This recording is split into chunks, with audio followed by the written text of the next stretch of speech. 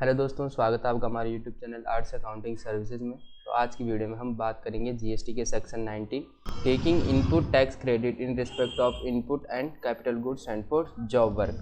तो बेसिकली हमारा job work पहले होता क्या है। जॉब वर्क यानी कि जब आप किसी पर्टिकुलर चीज़ को परचेज़ करते हैं या फिर उसे मैन्युफैक्चर करते हैं और आप किसी स्पेसिफिक टास्क के लिए उसको कहीं बाहर भेजते हैं किसी थर्ड पर्सन के पास, और जब वह काम उसका पूरा हो जाता है तो आप उस पर्टिकुलर गुड्स को अपने पास वापस मंगवा लेते हैं सेल करने के लिए। लेकिन जॉब वर्क के नाम पे लोग सप्लाई ना कर पाए, इसलिए गवर्नमेंट इस पर क्या करती है, इसमें एक डेडलाइन दे देती है, जिसमें हम आगे बात करेंगे इन सेक्शंस में कि वह डेडलाइन किस तरीके से होती है और कब वह एप्लीकेबल होती है। तो सबसे पहले हम अपने सब सेक्शन 1 की तरफ बढ़ते हैं।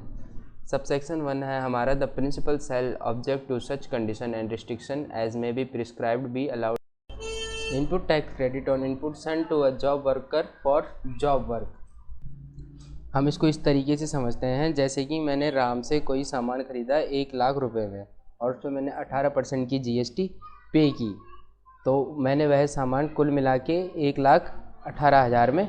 ख़रीदा और मैं क्या करता हूँ, उस सामान को किसी जॉब वर्कर के पास भेज देता हूँ जॉब वर्क के लिए। तो इस केस में जो हमारा गुड्स है जो मैंने परचेज़ किया है उस पर मैं अपनी आईटीसी को क्लेम कर सकता हूँ।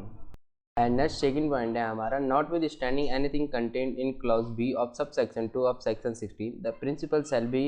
entitled to take credit of input tax on inputs even if the inputs are directly sent to a job worker for job work without being the first brought to his place of business। तो देखिए यहाँ पे हमसे कहा गया है कि जैसे आप किसी चीज़ को खरीदते हैं, आप उसको अपने प्रिंसिपल प्लेस ऑफ बिजनेस में ना लाके डायरेक्टली आप उसको जॉब वर्कर के पास भेज सकते हैं,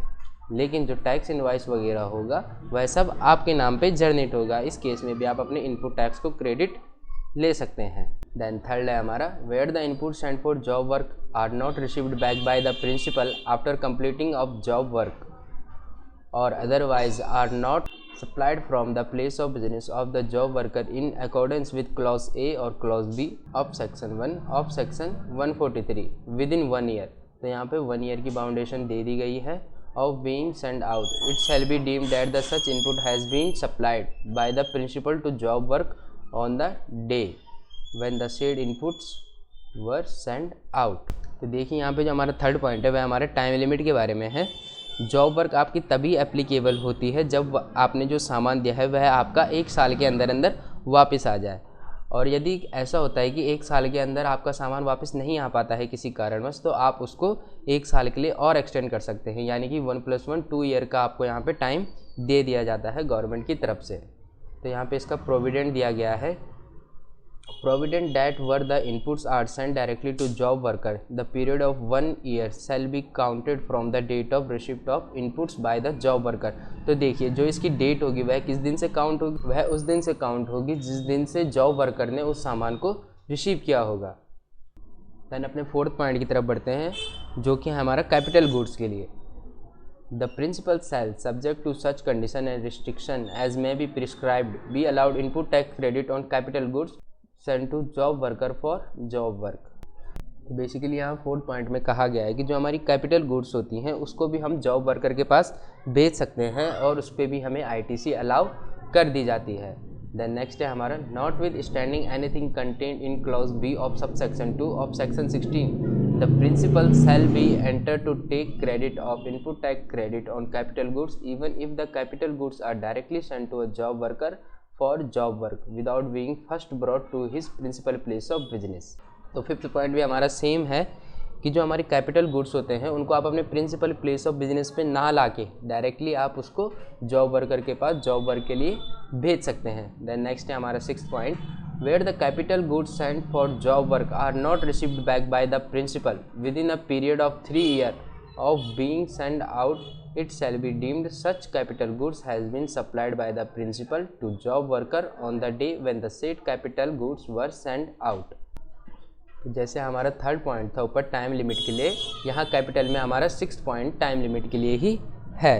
तो यहाँ पे कहा गया है कि जो हमारे कैपिटल गुड्स होते हैं उनको जब हम जॉब वर्कर के पास जॉब वर्क के लिए भेजते हैं और वे 3 साल के अंदर हमारे पास वापस नहीं आते हैं,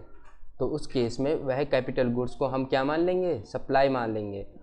उसका डे 1 तब से होगा जब जो जॉब वर्कर होगा वह उस कैपिटल गुड्स को रिसिप्ट करेगा और उस पर आपको पेनल्टी देनी होगी, जो कि 18% पेनल्टी आपकी होती है। और इन केस अगर 3 साल के अंदर आपका कैपिटल गुड्स बन के तैयार नहीं होता है, जो आप उसमें चेंजेस करना चाहते हैं वह नहीं होता है, तो उस पर भी आप टाइम को एक्सीड करा सकते हैं। उस पर आपको 2 साल का और टाइम मिल जाता है, यानी कि 3+2 आपको 5 ईयर का टोटल टाइम दे दिया जाता है। देन है हमारे यहाँ पे प्रोविडेंट,